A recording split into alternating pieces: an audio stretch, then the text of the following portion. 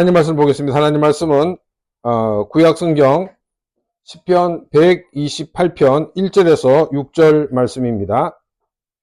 구약성경 시편 128편 1절에서 6절 말씀을 교독하도록 하겠습니다.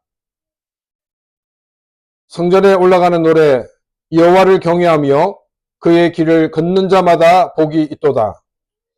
내가 내 손이 수고한 대로 먹을 것이다. 내가 복되고 형통하리로다. 내 집 안방에 있는 내 아내는 결실한 포도나무 같으며 내 식탁에 둘러앉은 자식들은 어린 감람나무 같으리로다. 여호와를 경외하는 자는 이같이 복을 얻으리로다. 여호와께서 시온에서 내게 복을 주실지어다. 너는 평생에 예루살렘의 번영을 보며 내 자식의 자식을 볼지어다. 이스라엘에게 평강이 있을지어다. 아멘. 우리는 누구나 복을 갈망하고 있습니다. 세상이 말하는 이 복의 공식은 너무나도 명확합니다.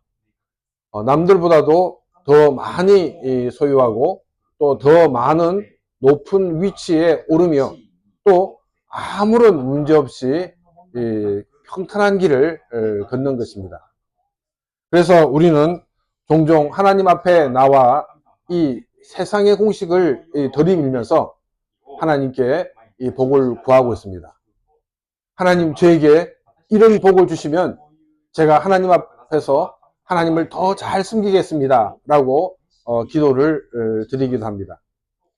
하지만 오늘 우리가 함께 나눌 이 시편 128편은 우리가 가진 이 복의 개념을 완전히 뒤집어 놓습니다. 이 시편은 단순히 무엇을 얻는가에 집중하지 않습니다. 대신에 누구와 함께 어디를 향해 걷고 있는가를 묻고 있습니다. 이 시편은 이 성전에 올라가는 노래입니다. 삶의 고단한 짐을 지고 예루살렘 언덕을 오르던 이 순례자들이 숨을 헐떡이며 불렀던 찬양입니다. 그들은 화려한 궁궐이나 또 자신들의 거친 그 손마디, 정말 소박한 식탁 위에서 하나님의 복을 발견하였습니다. 오늘 이 말씀을 통해서 우리의 일상의 현장이 어떻게 하나님의 복으로 충만한 자리가 될 수 있는지, 그리고 왜 야훼 하나님을 경외하는 것이 우리 인생의 최고의 복인지를 함께 확인하며 은혜를 나누고자 합니다. 먼저 1절과 2절 말씀입니다. 성전에 올라가는 노래, 여호와를 경외하며 그의 길을 걷는 자마다 복이 있도다. 내가 내 손이 수고한 대로 먹을 것이라. 내가 복되고 형통하리로다. 이 시편 128편은 성전에 올라가는 노래입니다. 하나님을 예배하기 위해서 예루살렘을 향하던 순례자들은 자신들의 일상에 임한 하나님의 은혜와 복이 무엇인지 이 찬양을 통하여 고백을 하였습니다. 1절에서 성경이 강조하는 이 복의 근원은 바로 야훼 하나님을 경외하는 것입니다. 그래서 성경이 말하는 이 경외라는 것은 단순히 기도의 시간을 많이 채우거나 또한 이 신비한 체험을 쫓는 것이 아닙니다. 진정한 하나님을 향한 경외는 그의 길을 걷는 자, 하나님의 말씀대로 살아가는 자의 삶에서 증거가 되고 있다는 것입니다. 특히 여기서 걷는 자라는 이 표현은 이 일시적인 경건의 흉내를 내는 것이 아니라 매일의 일상 속에서 지속적으로 하나님의 길을 선택하는 거룩한 이 라이프 스타일을 강조하고 있습니다. 예배 중에 받은 일시적인 감동에만 머무르는 삶이 되어서는 안 되는 것입니다. 일상의 삶 속에서 어떤 상황에서도 흔들리지 않고 말씀 위에 굳건히 서서 매일의 발걸음을 순종으로 채워가는 삶이 바로 야훼 하나님을 경외하는 자의 삶인 것입니다. 성경이 이런 사람을 향해 복이 있도다 라고 선포할 때 이는 객관적인 상태에 대한 서술을 넘어서 정말로 복되구나 라는 이런 감탄의 외침입니다. 이는 말씀대로 살면 세상적인 이 보상이 뒤따른다는 그런 인과응보적인 논리를 넘어서 하나님의 말씀대로 살고 있는 상태 그 자체가 이미 완성된 복임을 선언하고 있는 것입니다. 우리가 예수님을 만나 그리스도인이 된 그 자체가 이미 복입니다. 하나님께 불순종하며 방황하던 내가 이제는 하나님의 말씀을 읽고 묵상하며 그 말씀대로 살아가고 있다는 사실 그 자체가 우리 생애의 최고의 복이라는 것입니다. 하나님의 말씀에 거하는 이 삶 자체가 이미 복이라고 말씀을 드렸습니다. 그런데 하나님은 이런 삶을 사는 자들에게 자신이 수고한 만큼 먹을 수 있는 이 은혜를 오낫으로 약속해 주었습니다. 그래서 우리는 이 말씀을 읽으며 일말의 서운함을 느낄 수가 있을 것입니다. 아니, 내가 하나님의 말씀을 붙들고 그토록 애를 쓰고 있는데 고작 내가 수고한 만큼만 먹을 수 있다니, 이런 의문을 가질 수 있기 때문입니다. 그렇다면 우리가 말씀을 붙드는 자와 그렇지 않은 차이점이 도대체 무엇입니까? 자, 그러면 우리는 자신의 주변을 한번, 또 자신의 현실을 한번 돌아보시기를 바랍니다. 우리가 평생 노력한 만큼 온전한 열매를 거둔 적이 과연 몇 번 있었는가 하는 것입니다. 어떤 이들은 그들이 노력한 이상의 횡재를 얻기도 하지만 대부분의 인생은 자신이 쏟은 땀방울만큼의 결과조차 얻지 못한 채 살아가고 있습니다. 살아간 세상 속에서 노동은 소외되고 또 수고의 열매는 예기치 못한 사고나 또 재해 혹은 이 부조리한 상황 속에서 사라지기가 일쑤입니다. 그러므로 내가 노력한 만큼 얻을 수 있다는 것은 결코 작거나 당연한 것으로 받아들여서는 안 된다는 것입니다. 그것은 깨어진 세상 속에서 하나님의 통치가 임할 때 나타나는 지극한 은혜이자 복이라는 사실입니다. 시편기자는 여기서 먹으리라는 이 단어의 미알료 시제를 사용하였습니다.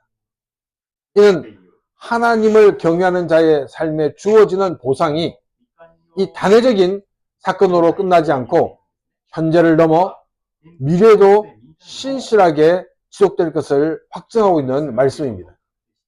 즉 성도의 수고는 결코 헛되지 않으며 하나님 안에서 반드시 그 정당한 열매를 누리게 될 것에 대한 영원한 약속입니다. 우리는 흔히 이 특별한 기적이나 눈앞에 보이는 거대한 성공만을 하나님의 복이라고 여기고 있습니다. 그러나 시편 기자가 노래하는 복은 훨씬 더 우리 생활과 가깝고 실제적인, 정말 우리의 일상생활에 손이 닿아 있는 것인 것을 우리에게 말하고 있습니다. 우리는 이 말씀을 어떻게 우리가 새겨야 되겠습니까? 하나님을 경외한다는 것은 거창한 구호가 아니라 또 하나님 앞에서 우리들이 경건한 모습을 보여주는 것이 아니라 우리의 발걸음의 방향을 말하고 있습니다. 오늘 내가 선택한 언어, 또 정직하게 감당하는 직무, 또 이웃에 대한 사소한 친절이 바로 야훼의 길을 걷는 행위인 것입니다. 감정의 기복에 휘말리는 삶이 아니라 묵묵히 오늘의 순종을 이어가 순종이 우리의 습관이 되며 라이프 스타일 자체가 되어 하나님을 경외하는 자의 모습을 보여주며 증가하는 그런 귀한 삶이 되어야 하는 것입니다. 내가 흘린 땀이 헛되지 않고 정당한 열매로 돌아오는 것은 당연한 권리가 아니라 하나님의 세밀한 통치 덕분입니다. 살아간 세상의 부조리한 속에서 우리가 오늘 하루 분량의 양식을 먹고 가족과 식탁에 마주 앉을 수 있다면 그것은 야훼 하나님께서 우리의 일상을 지켜주고 계시다는 강력한 증거가 되는 것입니다. 산의 진미가 차려진 식탁에서만이 아니라 정말 소박한 식탁 위에서도 은혜의 깊이를 발견하는 그런 귀한 삶이 되어서 더욱 하나님께 감사하는 그런 귀한 삶이 되시기를 바랍니다.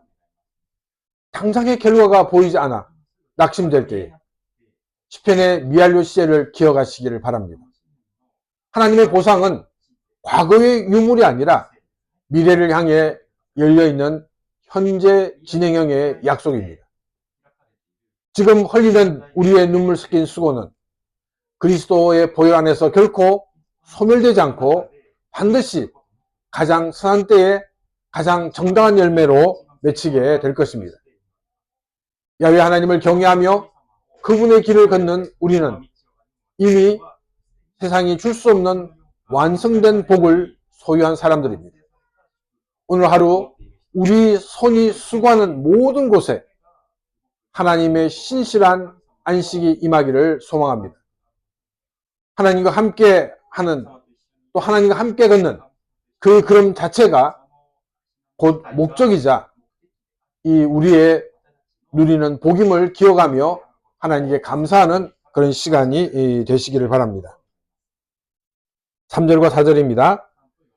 내 집 안방에 있는 내 아내는 결실한 포도나무 같으며 내 식탁에 둘러앉은 자식들은 어린 감람나무 같으리로다. 여호와를 경외하는 자는 이같이 복을 얻으리로다. 시편 기자는 이 밖에서 수고한 남편이 노동의 대가를 얻을 때 집안에서는 아내가 결실한 포도나무 같고 또 이 식탁에 둘러앉은 자녀들은 어린 감람나무 같다라고 노래를 합니다. 이 말씀은 우리에게 중요한 교훈을 전해주고 있습니다. 세상에서 화려한 조명을 받더라도 정작 가정에 돌아왔을 때에 기쁨과 감사가 없다면 그것은 진정한 복이라고 할 수 없는 것입니다. 성경은 일터에서 보람뿐 아니라 가정이 풍성한 생명력과 또한 미래를 품는 공간이 되어야 함을 우리에게 보여주고 있습니다. 특히 구약성경에서 이 포도나무와 이 감람나무는 하나님의 특별한 사랑과 선택을 받은 이스라엘을 상징하고 있습니다. 즉 성도의 가정은 하나님의 특별한 은혜가 임했다는 것을 우리에게 보여주고 있습니다. 먼저 포도나무는 이 줄기가 매우 정말 연약합니다. 스스로 굳게 서 있을 조차도 없는 그런 나무이지만 그 연약한 줄기에 풍성한 포도송이가 맺히게 됩니다. 포도나무를 재배하는 것을 본 사람들은 잘 알겠지만은 이 줄기가 잘 뻗어나기 위해서는 튼튼한 이와 같은 받침목이 필수적입니다. 받침목이 넓게 펼쳐지면 펼쳐질수록 줄기는 더 멀리 뻗고 더 많은 열매를 맺게 됩니다. 가정 안에서 아내가 결실한 포도나무와 같을 수 있는 이유는 하나님께서 은혜라는 이름의 받침목으로 그 연약한 가지를 붙들어 주시기 때문입니다. 우리의 가장 연약해 보이는 영역일지라 할지라도 하나님의 은혜가 받침목이 되어줄 때 비로소 풍성한 열매를 맺을 수가 있는 것입니다.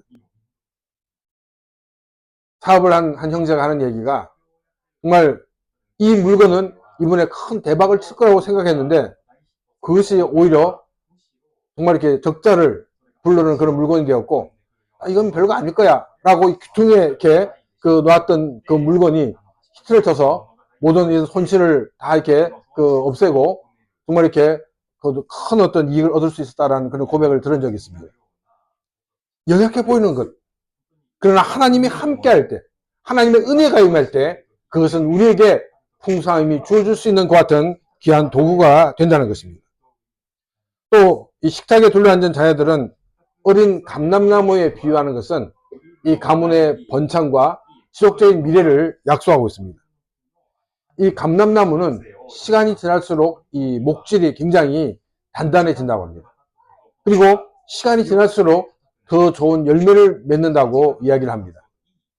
이는 당장의 이 성과보다 시간이 흐를수록 더욱더 견고해지고 번성하게 될 것에 대한 약속입니다. 시편자는 이 축복의 원리를 강조하기 위해서 4절에서 야훼를 경외하는 자는 이 같은 복을 얻으리로다 라고 다시금 선포를 하고 있습니다. 어린 감람나무가 무성한 나무가 되어서 풍성한 기름을 내기까지는 인고의 시간이 필요합니다. 묘목에서 당장 열매를 구하는 것은 정말로 어리석은 일입니다. 그럼 우리가 매일 점검해야 할 본질은 지금 당장 열매가 있는가가 아니라 나는 야훼 하나님을 경외하는 삶을 살고 있는가입니다. 성경의 약속은 분명합니다. 야훼를 경외하는 자에게 하나님께서는 풍성한 그와 같은 삶을 약속해 주셨습니다. 우리가 고민해야 될 것은 풍성한 삶이 왜 이렇게 지체되는가가 아니라 내가 얼마나 하나님을 깊이 경외하며 그분께 뿌리를 내리고 있는가입니다. 세상의 성공이 가정을 담보로 이루어져서는 안 됩니다.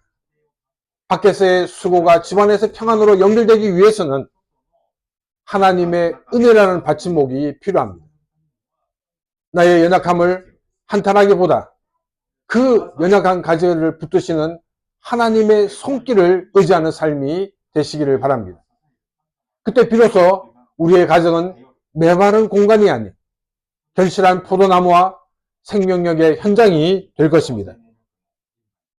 자녀나 또 본인들의 일들 혹은 비전이 당장 열매를 맺지 못한다고 우리가 조급해서는 안 되는 것입니다. 어린 감람나무가 이 큰 나무가 되기까지 시간이 필요하듯이 축복에도 숙성의 시간이 필요합니다. 오늘 당장 이 올리브 열매를 따지 못한다고 낙심하는 대신에 나무가 잘 자랄 수 있도록 물을 주고 그 나무를 가꾸는 것처럼 우리는 기도의 물을 주며 하나님의 때를 기다리는 인내를 가지고 우리가 하나님 앞에 서는 그런 귀한 삶이 되시기를 바랍니다. 왜 나에게는 풍성한 삶이 주어지지 않는가라는 그런 질문을 멈추고 나는 오늘 얼마나 야훼 하나님을 경외하는 삶을 살고 있는가를 스스로 물으시기를 바랍니다. 복은 쫓아가는 것이 아니라 하나님과의 바른 관계 속에 있을 때 자연스럽게 따라오는 선물입니다. 본질인 경외에 집중하게 될 때 환경을 초월하는 하나님의 복이 임하는 것입니다. 시편 128편은 단순히 중동의 이 농경 문화를 배경으로 한 옛날 얘기가 아닙니다. 이는 시대를 초월하여 야훼 하나님을 경외하는 자가 누리는 실제적인 평화를 약속한 선언인 것입니다. 이 모든 복의 출발점은 바로 야훼 하나님을 경외하는 마음입니다. 21세기 수많은 가정이 해체되고 미래가 불투명해 보이는 시대를 살고 있지만 시편자의 선포는 여전히 유효합니다. 우리가 하나님을 경외하며 또 그 하나님의 말씀대로 살아갈 때 하나님께서는 우리의 가정에 받침목이 되어주시고 또 우리의 자녀들을 푸른 감람나무처럼 지켜주실 것입니다. 보라, 야훼를 경외하는 사람은 참으로 이와 같이 복을 받으리로다. 이 약속의 말씀을 굳게 믿으며 오늘도 우리의 삶의 식탁에 임하시는 하나님의 은혜를 누리는 그런 귀한 복된 삶이 되시기를 바랍니다. 5절과 6절 말씀입니다. 여호와께서 시온에서 내게 복을 주실지어다. 너는 평생에 예루살렘의 번영을 보며 내 자식을 볼지어다. 이스라엘에게 평강이 있을지어로다. 아멘. 이 5절에서 시편 기자는 야훼 하나님께서 시온에서 내게 복을 주실 것이라고 기원을 하고 있습니다. 시온은 예루살렘의 성전이 있는 산입니다. 이것은 하나님의 임재를 상징합니다. 시온에서 복을 준다는 것은 하나님의 언약에 기반하여 복을 주신다는 약속입니다. 출애굽한 이스라엘에게 하나님은 이 가나안에 들어가게 되면 하나님께서 정하신 한 곳에서만 예배를 드리라고 명령을 하셨습니다. 성전이 세워지기 전까지는 성막과 언약궤가 있는 바로 그것이 하나님이 정한 장소였습니다. 이 유일한 장소를 강조한 것은 장차 오실 메시아의 유일성을 상징하고 있습니다. 즉 인류의 구원의 길은 오직 하나뿐이라는 사실을 우리에게 보여주기 위함이었습니다. 따라서 시온에서 복을 주신다는 것은 우리를 대신에 십자가를 지시고 죽으신 그 예수 그리스도의 공로를 얻게 될 때 우리가 구원받고 하나님의 은혜와 복을 누리는 것을 말하고 있습니다. 그리스도를 믿음으로 하나님의 자녀가 된 우리들은 우리가 받은 이 구원은 그 어느 누구도 빼앗길 수 없다는 것을 우리에게 말씀하고 있는 말씀입니다. 이어서 시편 기자는 평생에 예루살렘의 번영을 보게 될 것이라고 선포를 하고 있습니다. 이는 궁극적으로 하나님의 나라의 번영을 의미하고 있습니다. 역사 속에서 이 하나님의 나라는 때를 따라서는 굉장히 쇠퇴의 위기에 놓인 듯 보였고 때를 따라서는 외형적으로 번영을 누리기도 하였습니다. 그러나 로마의 박해나 또 중국의 공산당의 압박 속에서도 교회는 결코 사라지지 않았습니다. 오히려 핍박의 시기에 복음은 로마를 변화시켰고 또 중국은 지하교회를 통해서 더 신실한 크리스찬들을 길러내었습니다. 반면에 외형적인 번영의 시기에는 교회가 세속화가 되어지고 또한 이름뿐인 그리스도인들이 교회로 몰리는 그와 같은 위기를 직면하기도 하였습니다. 우리는 역사를 통해서 이 눈에 보이는 확장과 쇠퇴가 실제적인 영적인 상태와는 반대일 수 있음을 우리는 알고 있습니다.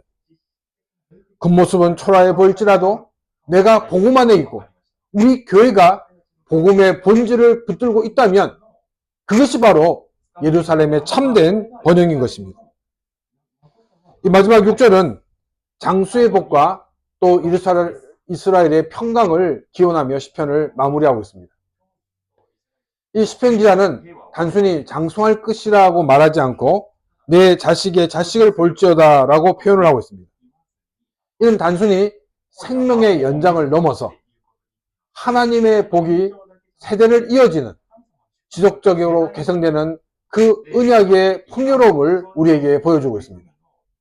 그리고 이 모든 복의 완성으로 하나님을 믿는 신앙의 공동체 위에 평강, 샬롬이 있기를 간구하고 있습니다.